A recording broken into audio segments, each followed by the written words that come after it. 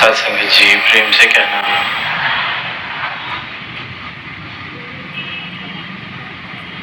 यहाँ मदनगीर के इस मैदान में संतों महापुरुषों के वचन भाव सबने श्रवण किए।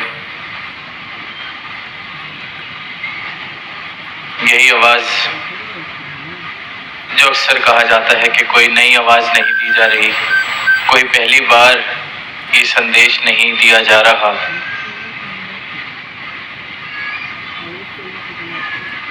इंसान को, मानवता को इस तरफ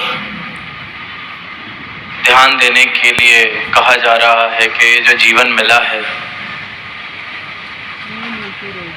इसको आंख खोलकर जी लिया जाए, इसको एक निंद्रा की अवस्था से उभरकर जागृति की अवस्था में जी लिया जाए। बहुत महिमा लिखी है, पढ़ी है इस मानव जीवन की, पर जिस कारण ये सर्वोत्तम कहलाया गया है उस कारण को पूर्ण कर लिया जाए। और वो एक ही कारण है और एक ही उद्देश्य है कि जो वाकई ही में सत्ता, जिसे सत्य कहा जा सकता है, उसका बोध हो जाए।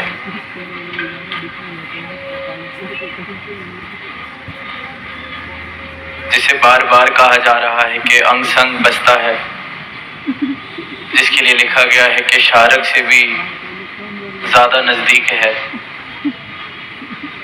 जिसके दर्शन करके अर्जुन ने कहा कि आपके आगे को प्रणाम, पीछे को प्रणाम, दाएं को प्रणाम, बाएं को प्रणाम, जिसकी सर्वव्यापकता का जिक्र हर वेद ग्रंथ, संत फकीर ने किया है। जिसने भी इस एक सत्ता को प्राप्त किया है उसकी गवाही फिर एक जैसी ही रही है। ये नहीं कहा कि किसी ने इसे प्राप्त किया तो किसी ने कह दिया कि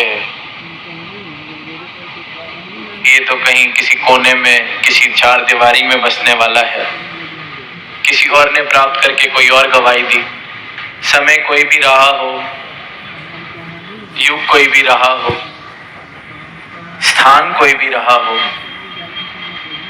जब भी किसी ने सदगुरु की कृपा से इस परमात्मा का बोध किया है, इसके दर्शन करे हैं, इसको प्राप्त किया है, जिसका जीवन सही मायनों में प्रेमा भक्ति से सराबोर हुआ है, फिर उनकी गवाही इस परमात्मा को लेकर एक जैसी है। शब्द भाषा जो मर्जी हो, समय कोई भी हो, आज से 200 साल, 2000 साल, 20,000 साल, कोई फर्क नहीं पड़ता, क्योंकि सत्य आज जो है तब भी वही, और आने वाले समय में भी यही सत्य सत्य रहने वाला है। जो आज जिन्होंने दर्शन करके गवाही दी है कि मेरे अंग संग बस रहा है, मैं देख रहा हूँ, सदगुरु ने ज्ञान चक्षु दिए तो इसके दर्शन मुझे हो रहे हैं, तो आज या आने वाले समय में 10 साल बाद, 20 साल बाद, 200 साल बाद, 2000 साल बाद भी कोई सत्ता को प्राप्त करेगा, वो भी यही गवाही देगा कि पा लिया है, देख लिया है, सर्वव्यापी है, शस्त्र जिसे काट नहीं सकते, पानी जिसे भिगो नहीं सकता, क्योंकि ये कोई कागज की लिखी ही नहीं है। संतों के लिए, भक्तों के लिए ये आंखों की देखी बन जाती है। कबीरदास जी ने फिर जो पंक्तियां कही कि तू कहे कागज की लिखी, दुनिया कह रही है, नाम ले रही है, भजन गा रही है, कीर्तन कर रही है, नाना तरीके के तप त्याग करे जा रहे हैं, पर दर्शन जिस जीवन में हो जाए तो वहां फिर कीर्तन भी मुबारक है, भजन भी मुबारक है, क्योंकि वो पूर्णता को प्राप्त हो जाता है। उद्देश्य को प्राप्त कर लेता है। फिर उसकी भी अवस्था कबीरदास जी वाली कि तू कहे कागज की लिखी, मैं कहूं आंखन की देखी। आंखों से देख लिया है, सत्य को प्राप्त कर लिया है, और सत्य वही सत्य है जो समय के साथ बदल ना जाए। इंसान अक्सर ये पंक्तियां सुनता है कि ये संसार माया है, फिर कहता भी है कि संसार माया है, सब माया है, फिर दौड़ भी इस माया की ही करता है, पीछे भी इसी माया के लगा है, और कहता भी जाता है कि सब माया है। क्योंकि इंसान के पास उपाय नहीं है कोई। कहता है माया है, पर फिर जो माया नहीं है उसकी जानकारी नहीं है, इसलिए इंसान भी क्या करे, मजबूर है, इसलिए माया के पीछे ही दौड़ रहा है। क्योंकि माया से हटके और है क्या, इसका बोध नहीं है, जानकारी नहीं है।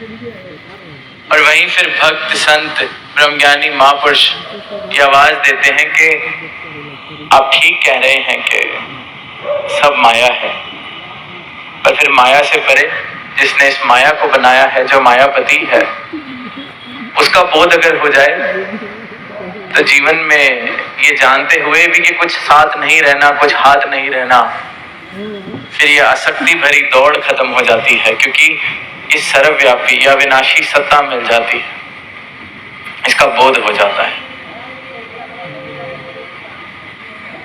आज बरसात का मौसम है, हो सकता है सुबह धूप निकल जाए, नहीं तो कुछ महीनों में ठंड का मौसम हो जाएगा। तो ये मौसम भी माया है, बदल रहा है। जहां जहां भी परिवर्तन है वो माया है, और सिर्फ एक रस रहने वाली एक ये सत्ता है जिसे परमात्मा कहा जाता है। किसी भी नाम से बुला लें, अल्लाह, वाहिगुरु, गॉड, इस एक सत्ता को प्राप्त कर लेना, इसके दर्शन कर लेना, इसको प्राप्त करके अपनी पहचान कर लेना, ये इस मानव जन्म का उद्देश्य है। ये इस मानव जन्म को पूर्ण करता है।